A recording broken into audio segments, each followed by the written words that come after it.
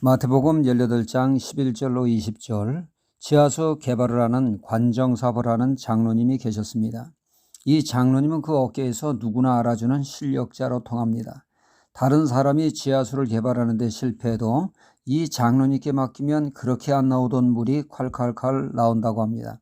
그래서 하다 못하면 장로님께 맡긴다고 합니다. 신기한 일이 아닐 수가 없습니다. 이분에게 맡기면 문제가 해결되니 말이죠. 담임 목사님은 궁금했습니다. 그래서 어느 날 장로님께 그 비법을 알려달라고 했습니다. 그러자 그 장로님은 비법이라는 게 딱히 없습니다. 남들과 다른 것이 딱 하나 있는데 그것은 저는 한번 지하수를 개발하면 끝까지 포기하지 않고 물이 나올 때까지 팝니다. 이게 비결이라면 비결이죠. 남들은 손익계산을 따지며 손해난다 싶으면 포기하고 중단하지만 저는 손익을 따지지 않고 물이 나올 때까지 포기하지 않고 계속 팝니다. 땅속에는 반드시 물이 있으니 말이죠. 그러니까 장로님의 성경 비결은 절대 포기하지 않는 것이었습니다. 포기하지 않는 것은 삶의 큰 재산입니다. 예수님은 기도를 가르치실 때 쉽사리 포기하지 않는 기도를 하라고 하셨습니다. 구하고 찾고 두리라고 말이죠. 포기하지 말고 응답받을 때까지 기도를 멈추지 말라고 하셨습니다.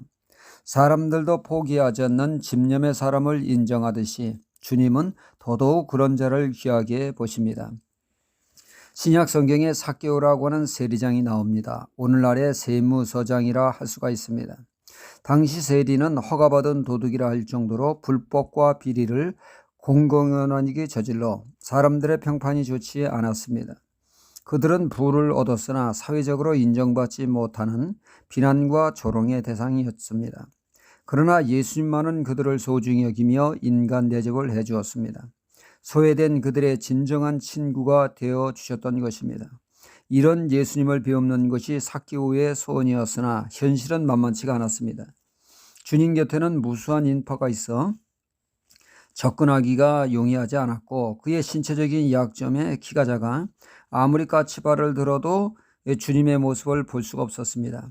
하지만 삭개오는 포기하지 않고 해결 방안을 찾습니다. 그는 남이 어떻게 보든지 상관치 않고 뽕나무에 오르니 주님은 먼 발치에서 볼 수가 있었습니다. 이런 모습을 보시고 주님은 삭개오의 이름을 부르시며 그의 집에 묵어 가시겠다고 파격적인 은혜를 베푸셨습니다. 이렇듯 주님은 포기할 수밖에 없는 상황에도 불구하고 포기하지 않는 사람을 귀하게 보시고 은혜를 베푸시는 주님이십니다. 주님은 우리에게 요구하십니다. 쉽사리 포기하지 않는 사람이 되라고 말이죠. 오늘 말씀은 그 유명한 잃어버린 양을 찾는 비유의 말씀입니다. 한 사람이 100마리의 양을 소유하고 있습니다. 수를 세어보니 한 마리가 없습니다. 그 잃어버린 양을 찾아 나서죠. 찾을 때까지 포기하지 않고 찾았습니다. 그 찾았을 때의 기쁨은 말로 설명할 수 없었다는 얘기입니다.